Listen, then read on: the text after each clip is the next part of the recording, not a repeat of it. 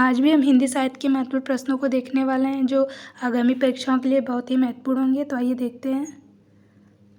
पहला प्रश्न है कि तोड़ने ही होंगे मठ और गढ़ सब, ये पंक्ति किसकी है? तो ये जो पंक्ति है मुक्तिबोध से ली गई है और इनका जो पूरा नाम है गजानन माधव मुक्तिबोध। और ये तार सप्तक के पहले कवि भी रह चुके हैं। इनकी कृतियाँ अगर देखें तो चांद का मुँह टेढ़ा, काठ का सपना, सतह से उठता आदमी, एक साहित्यिक डायरी, इस तरह की इनकी प्रसिद्ध कृतियाँ हैं। चलिए दूसरा प्रश्न है कि द्रुत झरो जगत के जीर्ण पथ, ये पंक्ति किस रचनाकार की है?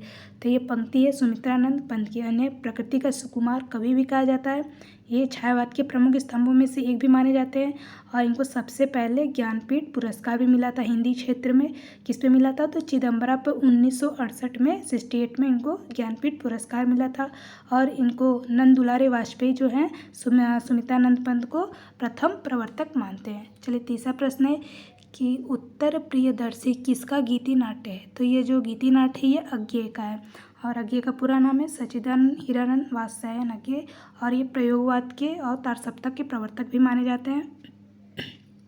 चौथा प्रश्न है केशव कहीं न जा का कहिए, देखते सब रचना विचित्र अति समुझे मन मन रहिए। तो ये पंक्ति किसकी है? तो तुलसीदास की, गोस्वामी तुलसीदास की, जो भक्तिकालीन के प्रमुख संतों में से माने जाते हैं। अगला प्रश्न है कि रावरे रूप को रीति अनूप नयो नयो लागत जो जो निहारिये, ये पंक्ति किसकी है? तो घनानंद की है। और ये घनानंद कौन है? तो रीतिकालीन के रीति मुक्त के प्रमुख कवि माने जाते हैं। अगला प्रश्न है कि प्रसिद्ध हिंदी पत्रिका कल्पना कहाँ से प्रकाशित होती थी? तो यह जो है कल्पना कहाँ से प्रकाशित होती थी? तो हैदराबाद से होती थी। अगला प्रश्न है कि कोमल गांधार नाटक के रचनाकार कौन है? तो कोमल गांधार के नाटक का रचनाकार है शंकर शेष। और जो शंकर शेष है ये कौन है? तो ये हिंदी के साठोत्तरी कवियों में से प्रमुख प्रसिद्ध नाटककार भी रह चुके हैं। इनका एक प्रसिद्ध कृति है, रचना है, वो है एक और द्रोणाचार्य। इसको भी ध्यान रखिएगा। चलिए अगला प्रश्न है कि मुक्ति का रहस्य नाटक किसकी कृति है? तो ये किसकी कृति है? तो लक्ष्मी नारायण मिश्र की यह कृति है, मुक्ति का नाटक रहस्य। अगला प्रश्न है कि हिंदी साहित्य का नया इतिहास के लेखक कौन है? तो बच्चन सिंह है। हिंदी साहित्य के नया इतिहास के लेखक कौन है? तो बच्चन सिंह है।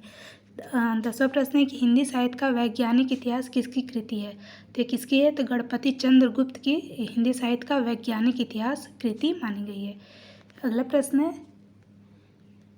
हिंदी साहित्य के आलोचनात्मक इतिहास के रचनाकार कौन है? तो डॉक्टर राम कुमार वर्मा जो है हिंदी साहित्य के आलोचनात्मक इतिहास के रचनाकार हैं।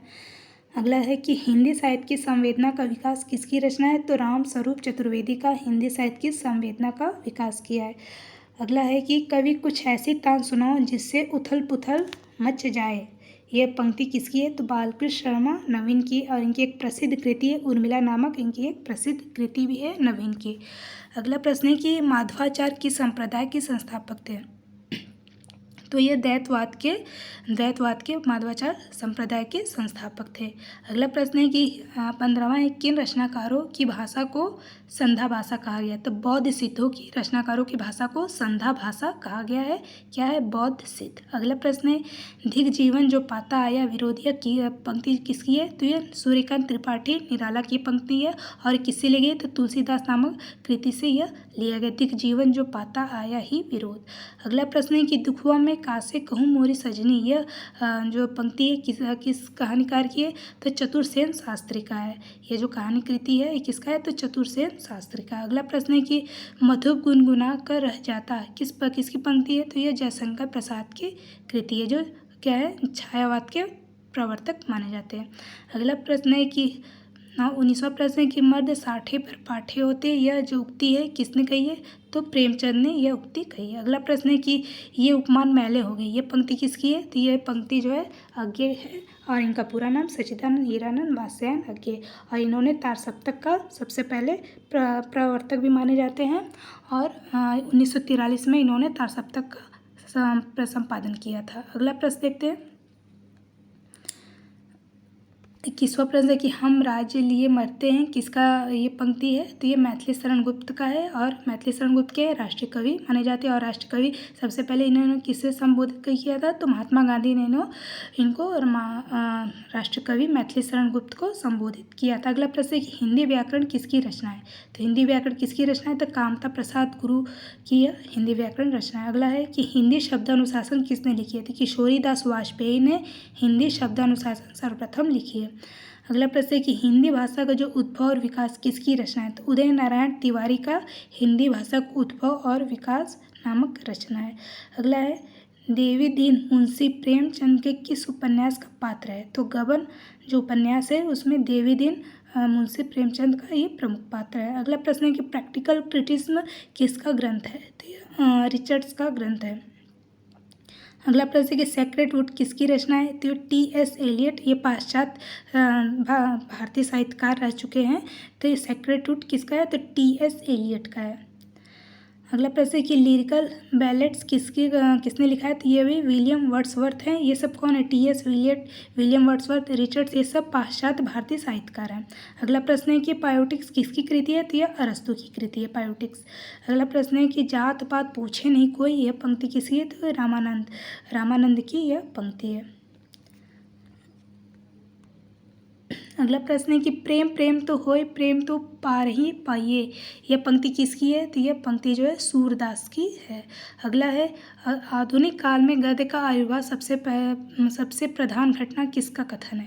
ये जो कथन दिया है आधुनिक काल में गद्य का आविर्भाव सबसे प्रधान है, यह किसका कथन है? तो आचार्य रामचंद्र शुक्ल का यह कथन है। यह उक्ति है कि आधुनिक काल में गद्य का आविर्भाव सबसे प्रधान घटना है। अगला है अब व्यक्ति के सारे खतरे उठाने ही होंगे, यह जो उक्ति है यह कथन किसका है? तो यह भी मुक्ति बोध का है कि अब व्यक्ति के सारे खतरे उठाने ही होंगे। अगला प्रश्न है कि सबने भी अलग अलग संगीत सुना, किसकी पंक्ति है? तो यह जो है पंक्ति है या उक्ति है, कथन है, तो यह अज्ञेय का है। अगला प्रश्न है कि प्रिय के हाथ लगाए जागी ऐसी में सो गई अभागी, किसकी उक्ति है? तो यह निराला की पंक्ति है। अगला प्रश्न है कि अंतिम अरण्य किसका उपन्यास है? तो यह निर्मल वर्मा का अंतिम अरण्य नामक उपन्यास है। 37वां प्रश्न है कि विश्वबाहु परशुराम किसका उपन्यास है? तो यह है विशंभरनाथ उपाध्याय का विश्वबाहु परशुराम नामक उपन्यास है। अगला है कि शीलवती सुरेंद्र वर्मा की किस नाटक की पात्र है? शीलवती तो यह है सूर्य की पहली किरण से सूर्य की अंतिम किरण तक शीलवती है जो नाटक है, यह प्रमुख पात्र है। अगला प्रश्न है कि मानव मूल्य और साहित्य किसकी कृति है? तो ये धर्मवीर भारती की मानव मूल्य और साहित्य कृति है। अगला प्रश्न है कि बिहारी सस्सई नामक ग्रंथ के रचयिता कौन है? तो पदम सिंह शर्मा है बिहारी सस्सई नामक ग्रंथ के रचयिता। चलिए अगला प्रश्न है 41वां है कि देव और बिहारी किसकी कृति है? तो देव और बिहारी किसकी कृति है? तो कृष्ण बिहारी मिश्र की यह कृति है। 42वां प्रश्न है कि बिहारी और देव किसकी रचना है? तो लाला भगवान दीन की यह बिहारी देव नामक रचना है, लाला भगवान दीन की। अगला है नैया बीच नदियाँ डूबती जाए, यह उक्ति किसकी है? तो कबीरदास की यह उक्ति है, नैया बीच नदियाँ डूबती जाए।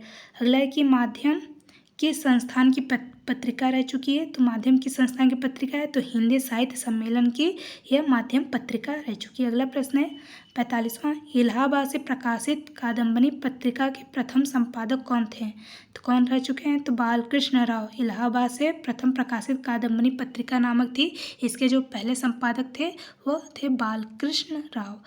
अगला है कि पासंग नामक कहानी संग्रह के रचनाकार कौन है? तो मेहरुनिसा परवेज है, पासंग नामक कहानी के रचनाकार है मेहरुनिसा परवेज।